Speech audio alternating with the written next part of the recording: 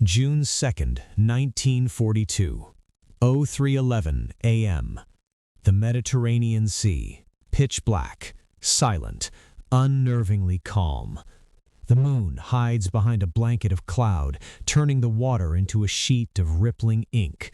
Somewhere in that darkness, 4 small Allied patrol boats, PT-56, PT-89, PT-91, and PT-102, glide low across the waves like predators too afraid to roar. Their engines are muffled, their guns quiet, and every man aboard knows why they cannot fire. Because out there, beyond visibility, is the Luftwaffe, and the first mistake any small boat makes at night is being found. Lieutenant Jack Mercer, barely 25 but already looking like he hasn't slept since he was born, grips the wheel of PT-56. The craft bucks under him, salt spray hitting his face like shards of glass. Ahead, a lighthouse beam flashes across the horizon, then disappears. The Germans have learned to kill the lights. The sea is a graveyard where no one wants to be recognized.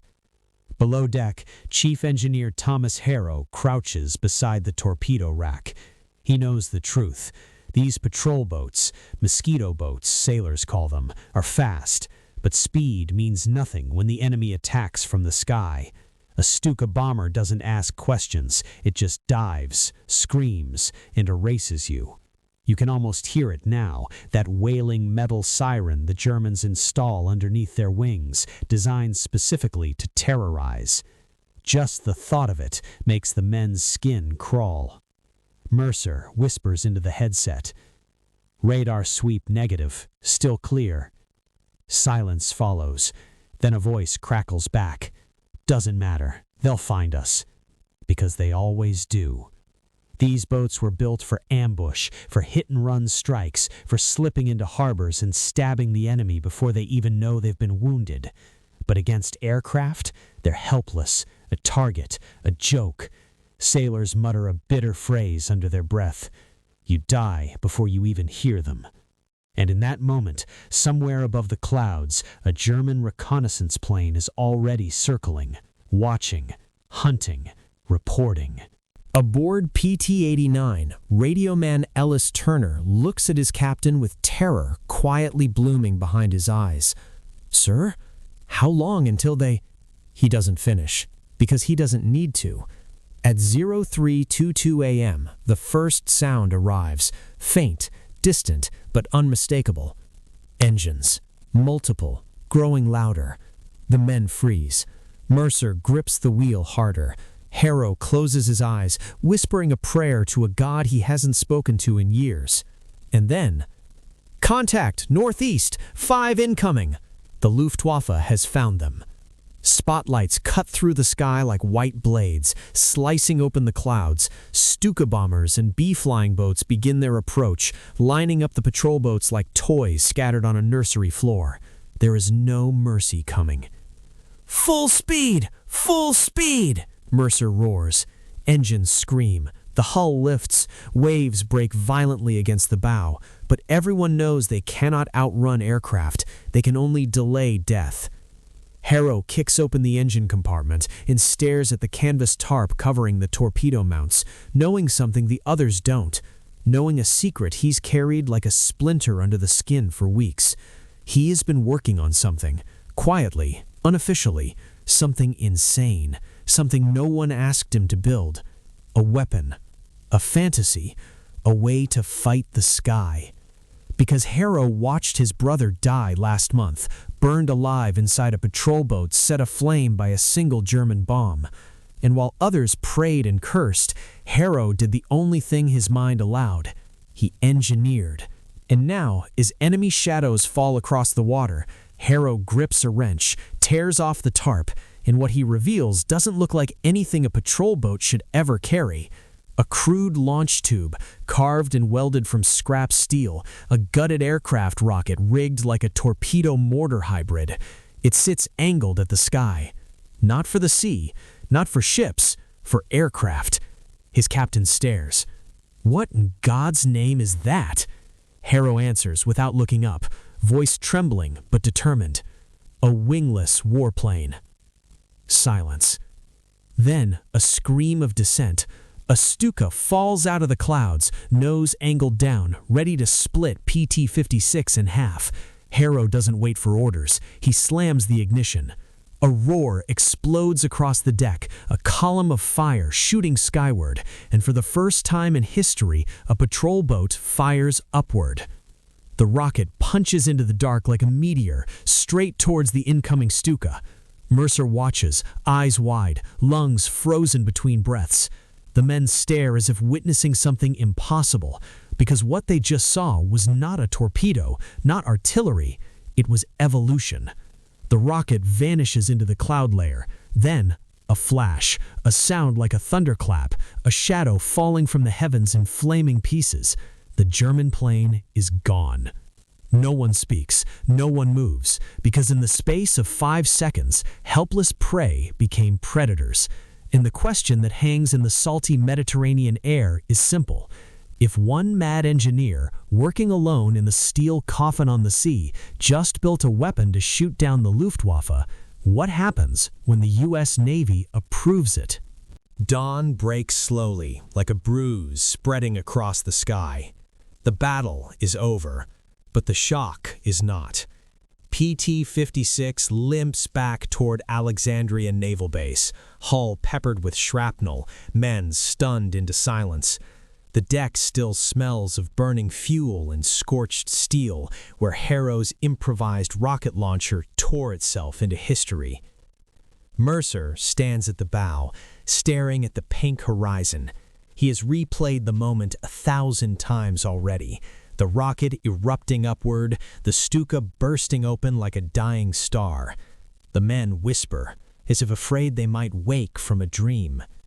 But Harrow just sits alone, elbows on knees, staring at his grease-covered hands.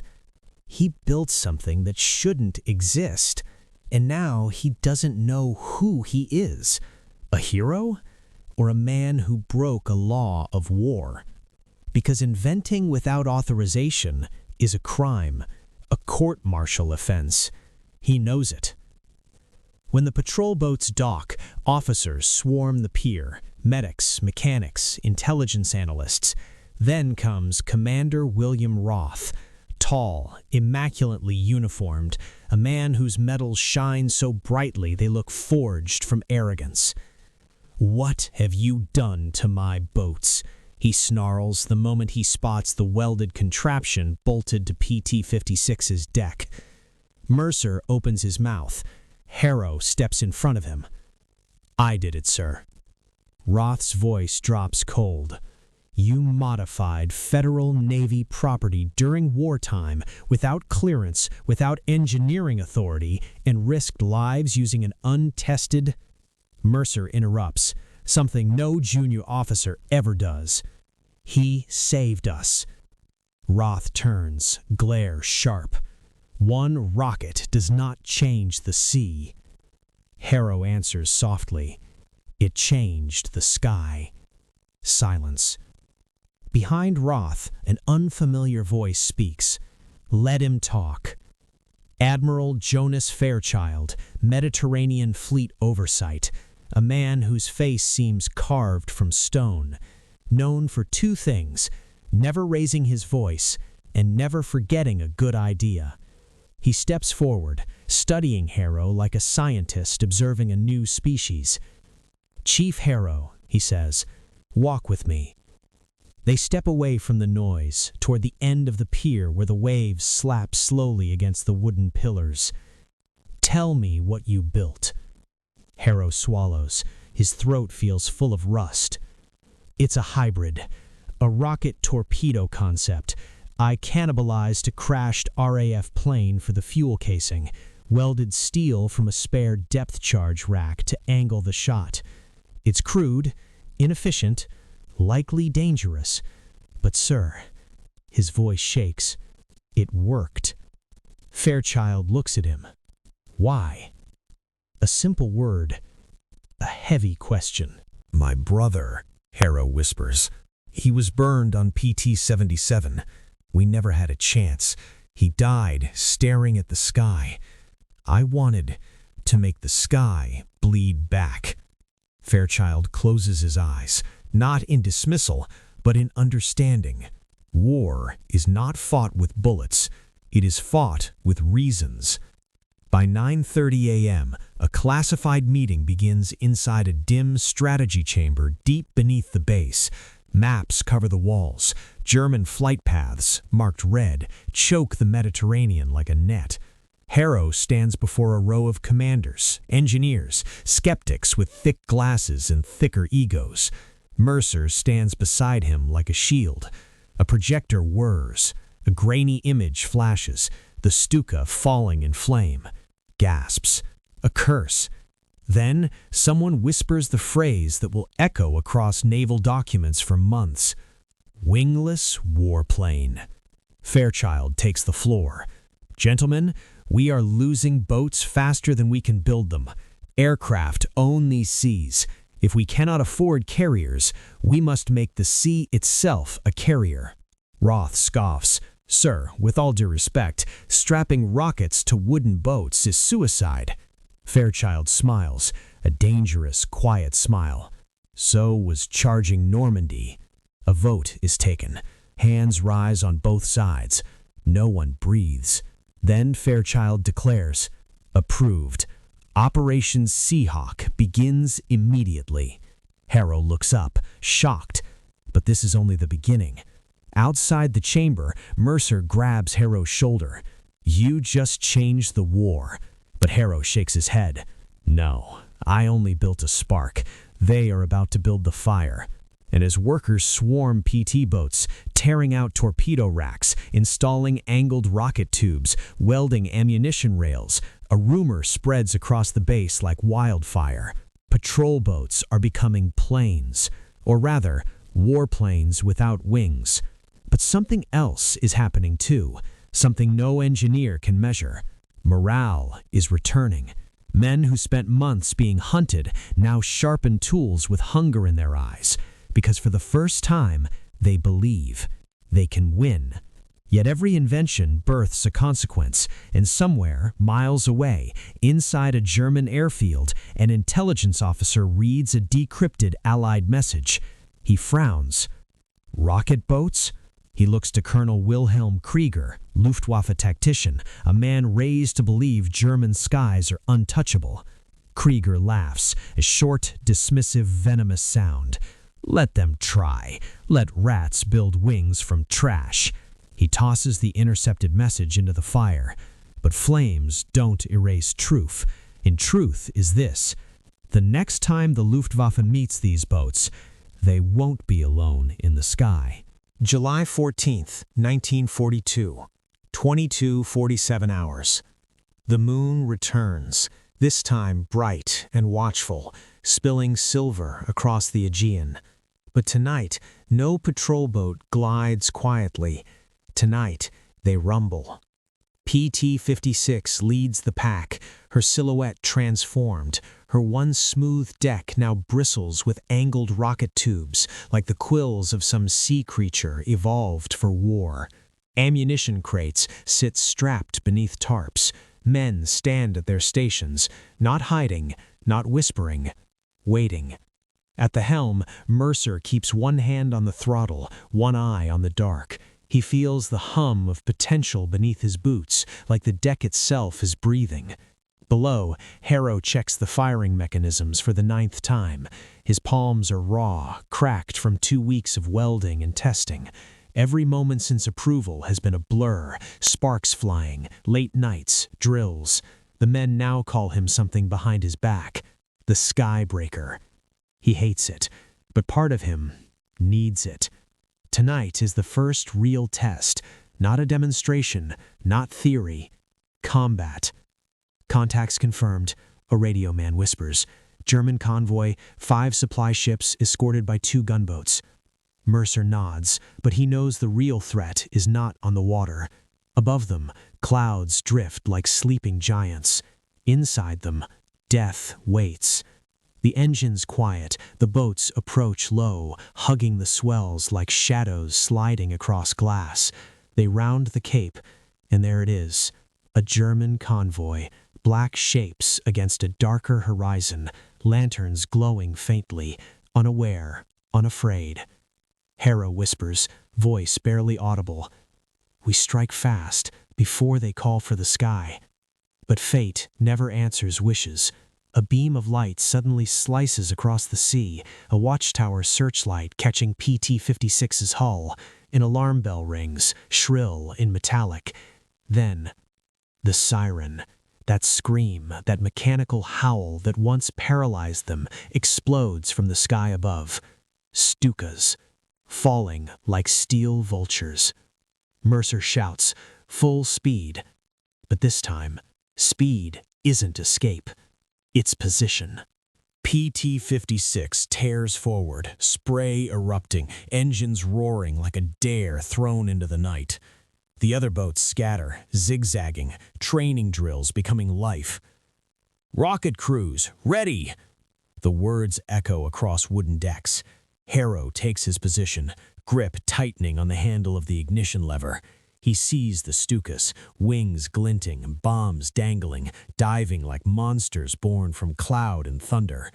For a second, he feels that old helplessness. Then he hears his brother's voice, a memory, soft and cruel. "We had no chance." And he snarls, "Not tonight."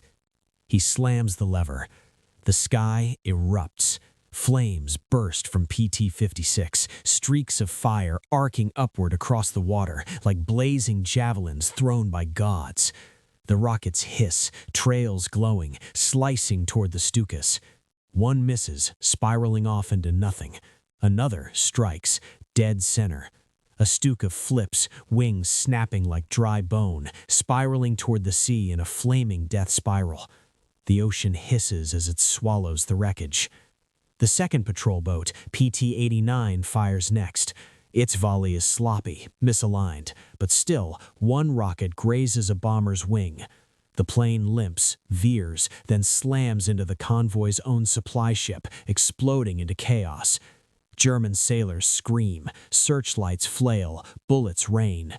The boats weave, returning fire, but tonight guns are secondary. Rockets dominate, rockets define the battle. On PT-102, radio man Ellis Turner watches the sky like he's seeing a miracle.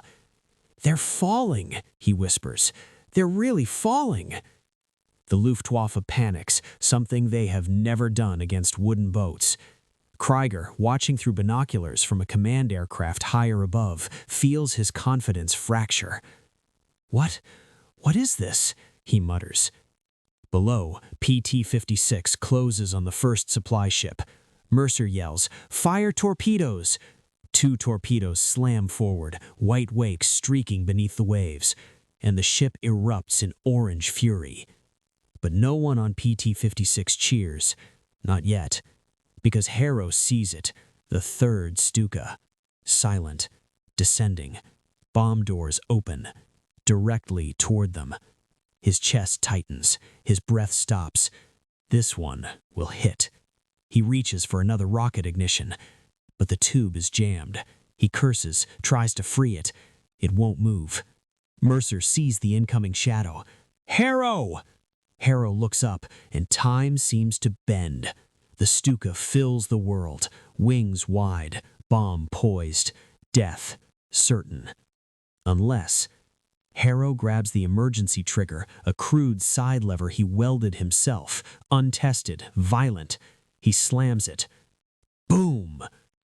The rocket misfires sideways, tearing across the deck, almost ripping a sailor in half, whistling into the air like a drunken missile, straight into the Stuka's belly. The sky turns into fire. The blast wave slams into PT-56, men thrown, deck shuddering, smoke blanketing everything. When it clears, pieces of the bomber rain like black snow. No one moves. Harrow, ears ringing, vision blurring, leans against the rocket rack. He tastes salt or blood. He can't tell. Mercer grips the wheel, knuckles white, whispering, "We did it." But Harrow hears something else. A low, distant hum. More engines. Not 2, not 5, dozens, reinforcements. And as the horizon begins to glow with the silhouettes of incoming Luftwaffe squadrons, Harrow whispers the words that end this night and begin the next war. They know. They're coming for us. July 16th, 1942. 2 days after the Aegean strike. The air over Crete is thick with heat and anger. Colonel Wilhelm Krieger stands inside a Luftwaffe command hangar, the smell of oil and steel choking every breath. Officers crowd around a massive map, a blue sea littered with red pins marking Allied patrol routes. But Krieger's eyes never leave the scattered photographs atop the briefing table. Burned fragments of Stuka wings, rocket shrapnel lodged in twisted fuselage, and the most humiliating image of all, a German bomber shot down by a boat. He slams his fist on the table. "This is not technology," he growls. "This is insurgency." A junior officer speaks timidly. "Sir, the German High Command believes..." "High Command believes the sea is ours," Krieger snaps. "But the sea has learned to fly." He straightens, voice ice cold. "Then we will learn to drown it." That same morning, PT-56 limps back into Alexandria, her flag tattered, hull scarred, crew silent. Mechanics stand frozen as the boat approaches, stunned at what she did, what she survived. Admiral Fairchild waits at the pier. As Mercer steps off, boots hitting wood, Fairchild salutes, not as superior to subordinate, but as soldier to soldier. "Well done," he says quietly. But Mercer doesn't smile. "We barely made it back, sir." Fairchild nods, gravity settling into his voice. "Germany will respond. We must evolve before they arrive." Behind them, Harrow is helped ashore, his hands bandaged, right sleeve torn. He refuses a stretcher, walking on sheer will. The men watch him like he is something between a saint and a madman. He leans close to Mercer. "Rockets aren't enough," he whispers. "We need wings of our own." Mercer frowns. "We're boats, Harrow." Harrow looks at the sea, eyes sharp, unblinking. "Not anymore." Meanwhile, in Berlin, another war erupts inside a different kind of room. A boardroom. Marble columns, polished floor. Reich officials sit like vultures around a long table. Photographs of burning Stukas lie in the center. A general speaks, voice dripping contempt. "The British own the skies, the Americans own the factories, but the sea is ours, and yet boats now shoot down aircraft." Another leans forward. "So we adapt." Blueprints slide across the table, stamped with the crest of Messerschmitt Industries. Jet-assisted dive systems, forward-facing naval cannons, air-cooled incendiary bombs designed specifically, grotesquely, to ignite wood. A new weapon is conceived, the Seeschlachter, the Sea Butcher. Stuka variants modified with armor plating and underbelly-mounted incendiary sprayers. Krieger signs the approval. "Burn the water," he whispers. Back in Alexandria, Fairchild drags engineers, welders, and tacticians into a single room, a lab, a forge. PT boats are rolled inside like blank canvases. "Speed is survival," one engineer says. "No," Harrow corrects. "Speed is the illusion of survival. Power is survival." He sketches on a chalkboard, furious, fast. A rail system, multiple launch tubes, stabilizers to prevent the misfire that nearly killed a sailor. He circles the center. A battery of rocket fire. Not 1, not 2, 20. The room goes still. Fairchild speaks slowly.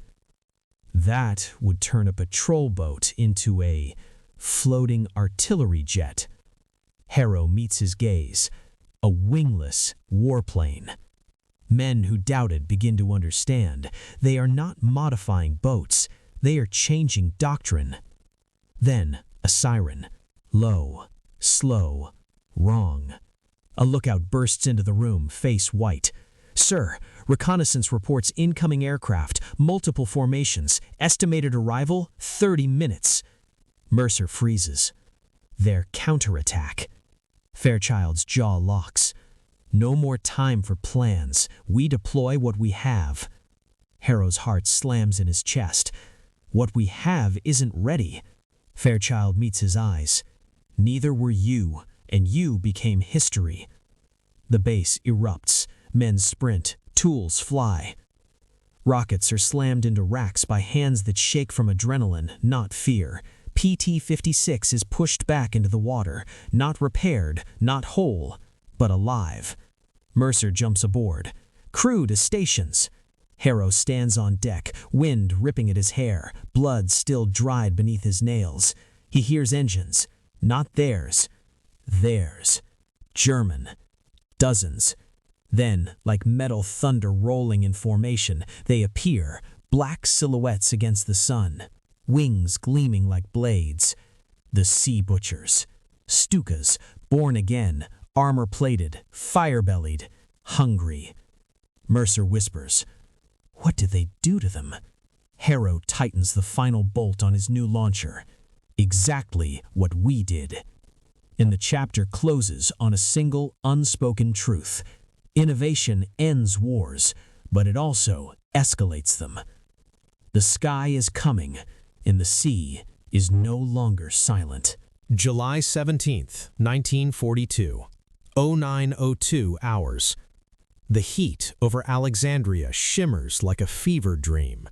Sailors squint at the horizon, eyes watering, trying to tell where the sea ends and the sky begins.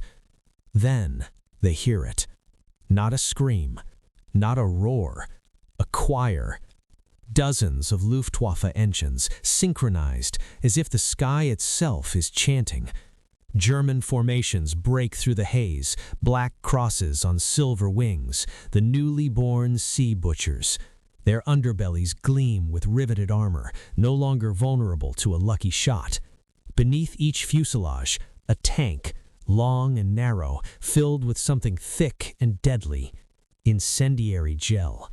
When it touches wood, it does not burn, it clings. PT-56 floats like a lone matchstick on a vast blue altar. Alongside her, PT-89 and PT-102. 3 boats, 3 chances. Mercer grips the wheel, knuckles pale. He keeps his voice steady. We don't retreat. We don't scatter. We face them. Harrow gives a dry laugh. Brave or suicidal. Mercer answers without taking his eyes off the sky. In this war, there's rarely a difference. On shore, Admiral Fairchild stands on the breakwater, binoculars raised. He does not blink. "Come on, Mercer," he whispers. "Show them the sea can strike." Behind him, medics roll out stretchers. Priests stand beside them. They expect death. The first squadron dives. Sunlight flashes off their wings. Their shadows sweep across the sea like reapers' scythes. Harrow slams the new rocket battery's primer switch. Click, click, click. Thunk. 20 tubes armed. 20 chances to rewrite fate. He yells without hesitation, "Fire!" The deck becomes a dragon. Flame, smoke, thunder. 20 rockets erupt. The illuminated sea like lightning turned horizontal. Streaks of white fire crossing blue waves. German pilots flinch, not used to prey who throws teeth at the sky. 2 Sea Butchers bank hard, dodging. 3 aren't fast enough. 1 rocket strikes a cockpit. Glass shatters. The machine veers into the water with a hiss, swallowed whole. Another slams into a fuel tank. The bomber ignites like a star, fragments raining down like angry sparks. PT crews scream triumph, but the ocean gives no time for victory, because the surviving Sea Butchers release their payload, a rain that should not exist. Liquid fire, thick, yellow-orange, sticking to everything, wood, cloth, skin. The water itself catches flame, slicks of burning gel drifting like blazing oil on a black skillet. The Aegean becomes a battlefield of hellfire. PT-89 takes the first hit. A streak of flaming gel splashes across her midship. Men scream, not from wounds, but from realization. Water cannot save them. 2 sailors leap overboard, only to discover the surface burns like gasoline. Their screams echo, cut short, bodies vanishing under sheets of flame. PT-56 accelerates, Mercer shouting commands. Hard starboard, keep the bow clear of fire. The boat carves through flaming patches, slow enough to avoid explosion, fast enough to survive. Harrow reloads rockets, hands trembling, heat blistering his skin even from where he stands. He mutters to himself, "They gave planes armor, then give boats fangs." Mercer looks back, shouting over chaos. "We have fangs. What we need is wings." Harrow stares, a sudden, terrifying idea forming, but before he can speak, a German plane swoops. Close. Too close. The pilot, confident, tries a strafing run. Machine gun fire tears across PT-56's deck, splinters exploding, a sailor thrown backward in a spray of red. Harrow dives, grabs the emergency trigger, fires a single rogue rocket. It launches crooked, spiraling like drunken lightning, but connects with the Stuka's tail. The plane doesn't explode, it breaks. Tail shears off, machine cartwheeling, pilot screaming into the sea. For a moment, only the crackle of the burning water speaks. Men breathe. They realize they are still alive. But then, the second German wave appears. Bigger, heavier, carrying bombs, not gel. Fairchild lowers his binoculars, jaw clenched. "This is not a battle," he says. "This is extermination." Aboard PT-102, Radio Man Turner prays, hands shaking. "We can't win this. We... Mercer's voice cuts through, like steel through fear. "We're not here to win today. We're here to prove we're worth saving." He looks at Harrow. "That idea you just had, whatever it is, make sure we live long enough to build it." Harrow nods slowly. The idea burns in his mind. Boats that do not stay on the water. Boats that can rise. But ideas are meaningless if he dies before sunrise. He steadies his hands, loads another rocket, and whispers, "One more miracle." As the sea butchers begin their second dive, as bombs fall, as the Mediterranean becomes a canvas of flame and death, a single brutal question hangs over the waves. Can a boat outfly a bomb? And the answer has not yet been written.